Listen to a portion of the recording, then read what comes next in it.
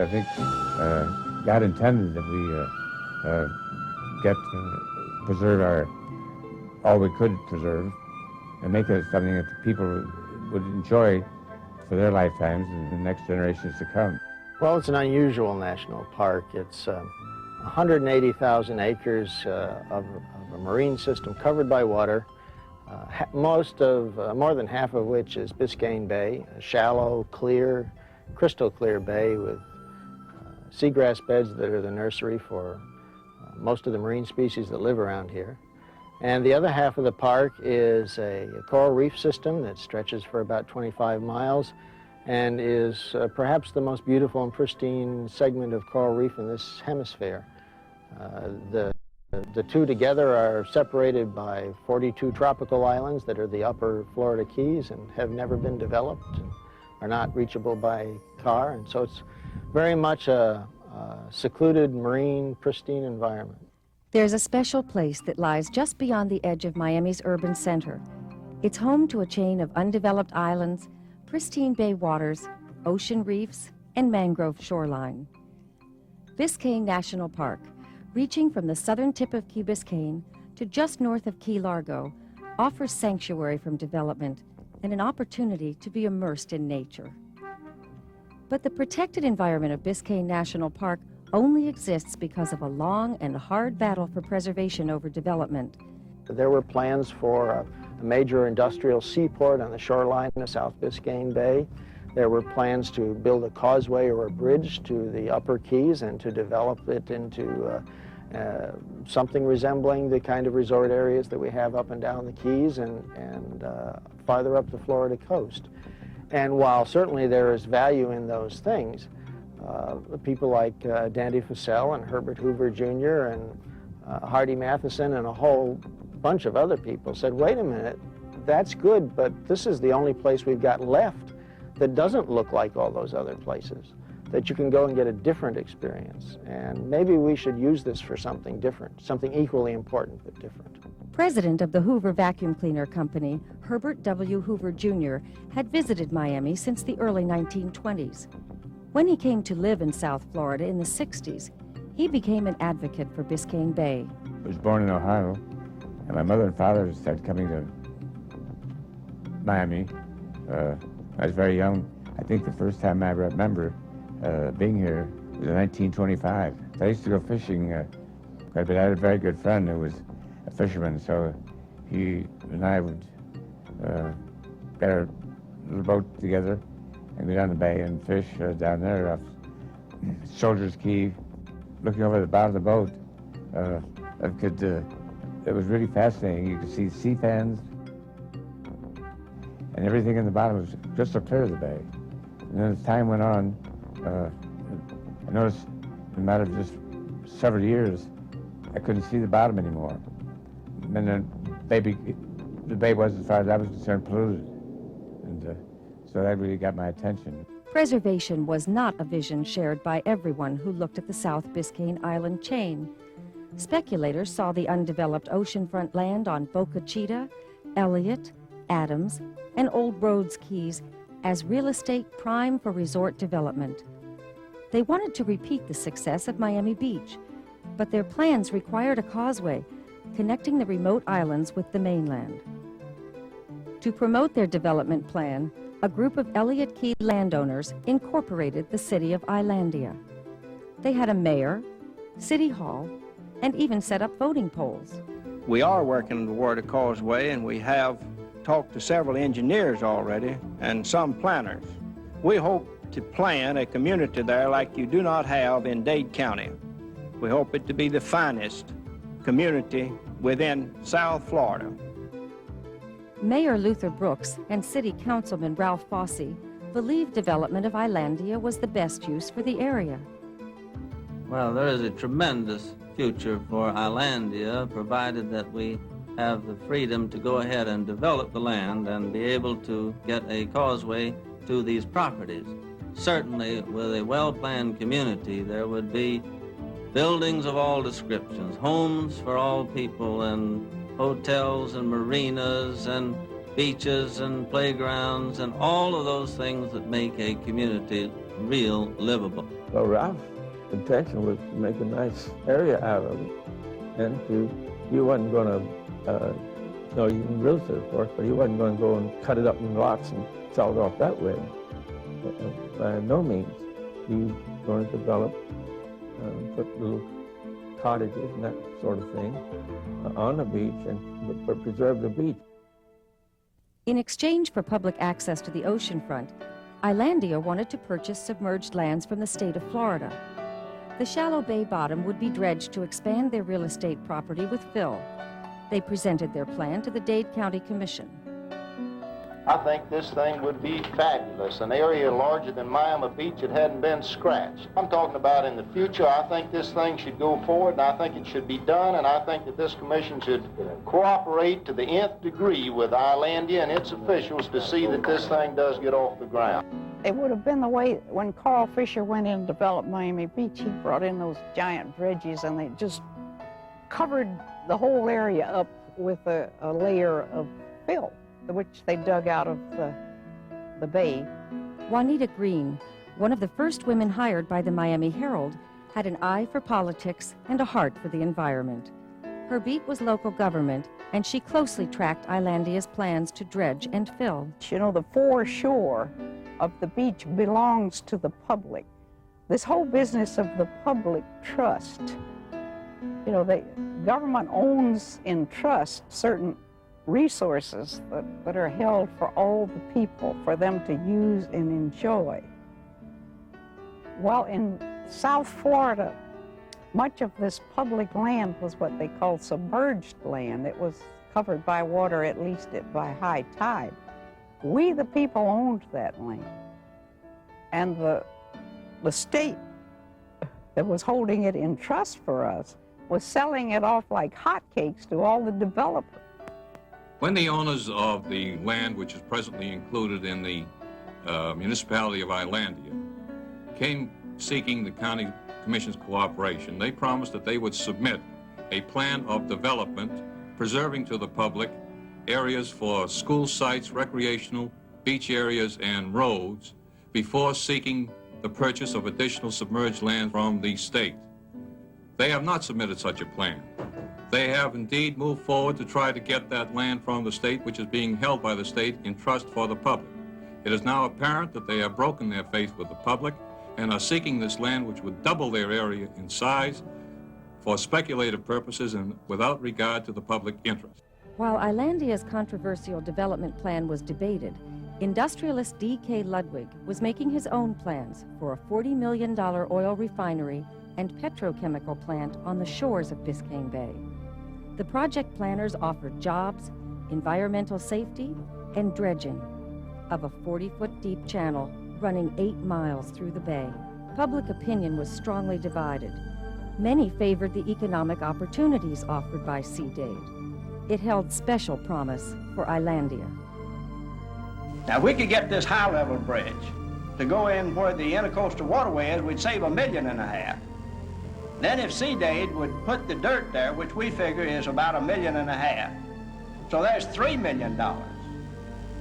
Then we would only have to raise $2 million if it was put in that form. So we would highly recommend that if the two are to be, that you recommend that Sea Dade go north of the city of Islandia, which is about another mile north of where they've already proposed it. We just saw that this in the newspaper, there was going to be a meeting at the county commission whereby they were going to probably, and the paper was very optimistic, at least from their point of view, that they were going to grant a permit to build the oil refinery in South Biscayne Bay. The proposed oil refinery caught the attention of citizens like James Redford, who later became a Dade County commissioner, and his wife Polly. Some guy will kind of fall asleep on watch and not cut off the pumps, cut off the loading in time, and it'll come up. They have these big, well, they used to have these big U-shaped things that come up through the deck. And next thing you know, oil is coming out of these things. They're vent pipes, you know, going down through the scuppers and into the bay. Well, they'll catch it. And so maybe only 3 or 4 barrels, but you multiply that time over a period of 10 years, and you've got a coating of asphalt right across it. Well, the first thing we needed to find out was some facts about oil refineries to counter the publicity that they had raised about how wonderful oil refineries were and how many people they would employ, that sort of thing, how clean they were. And we put it in a little book which we called the Fact Book. Veteran environmentalist Lloyd Miller of the Isaac Walton League began to organize efforts to block the refinery. His strategy was education and grassroots organization.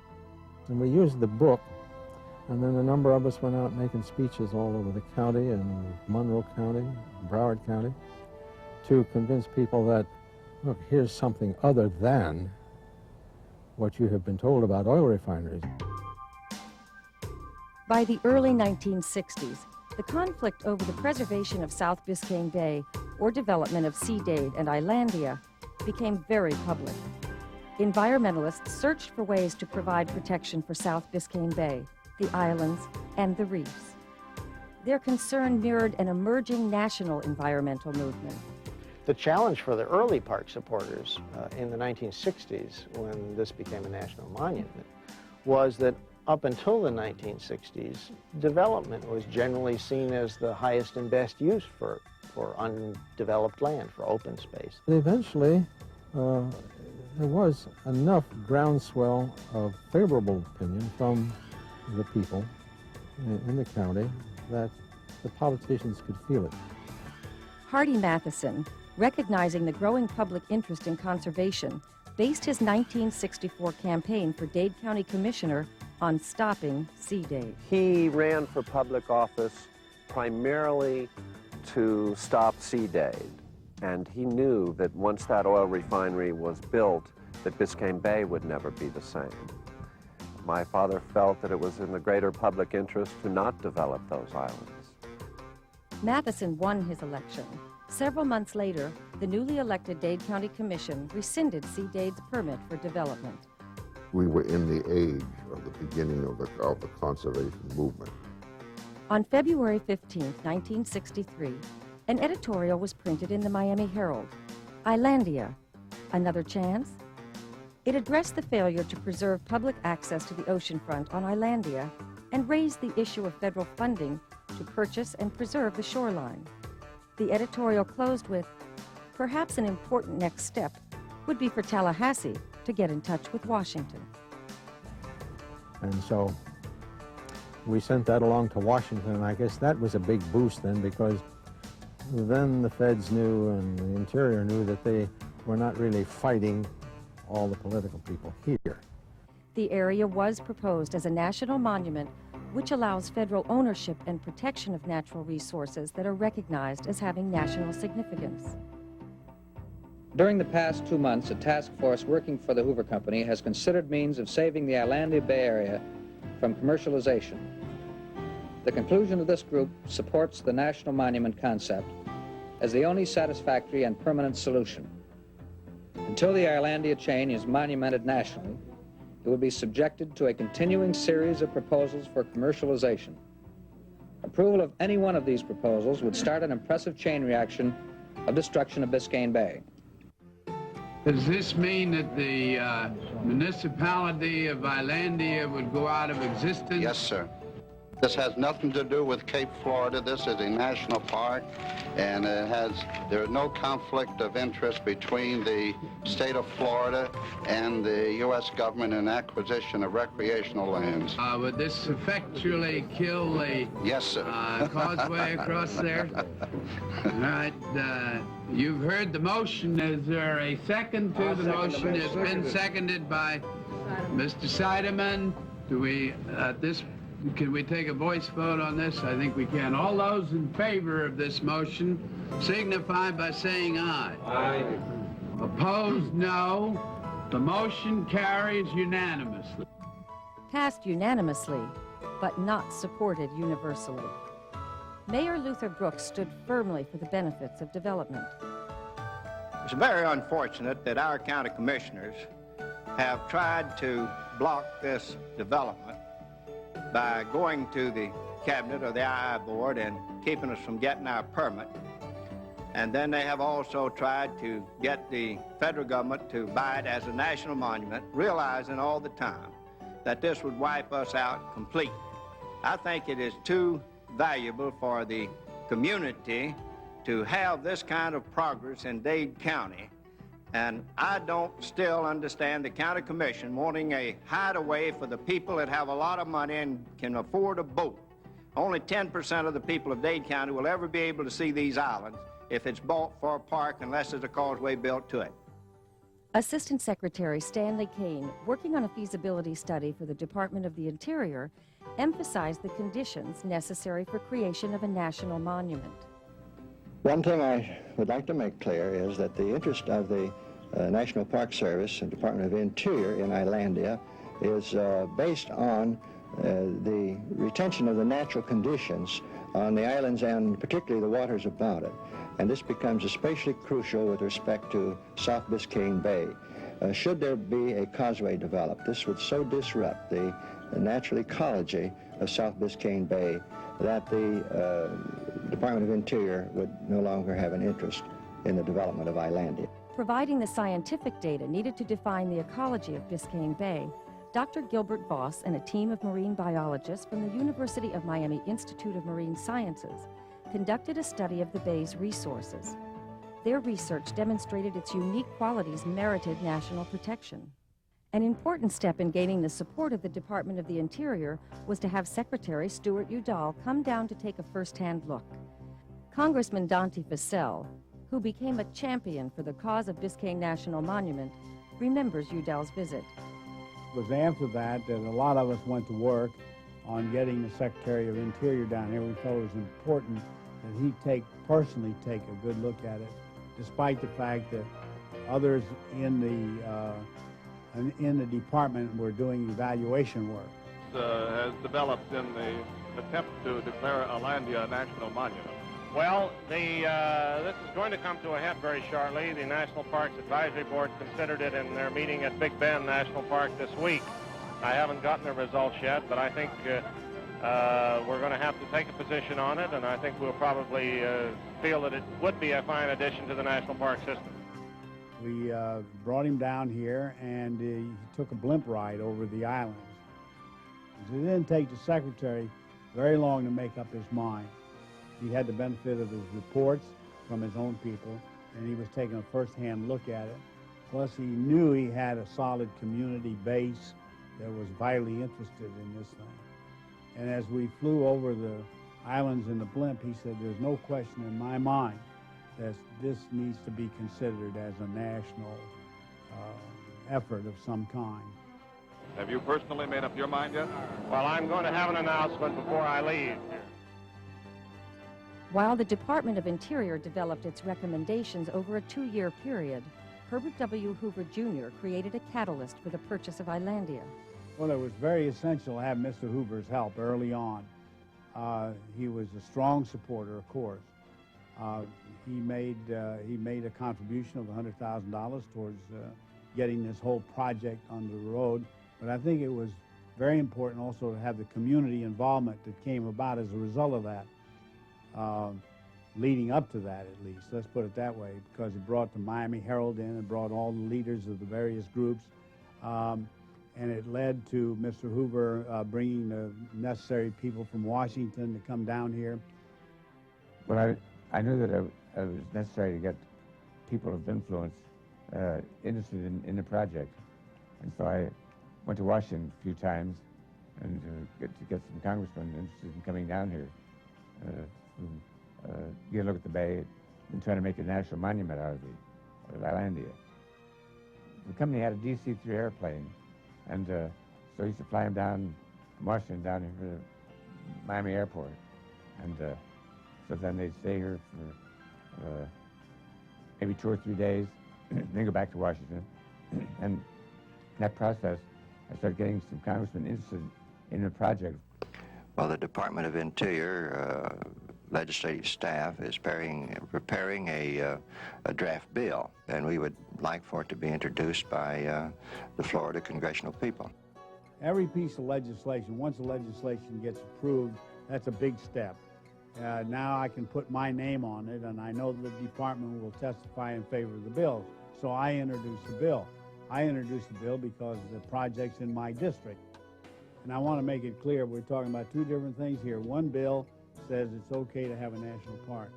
Another piece of legislation says the federal government will pay to acquire the land. They're not in the same bill.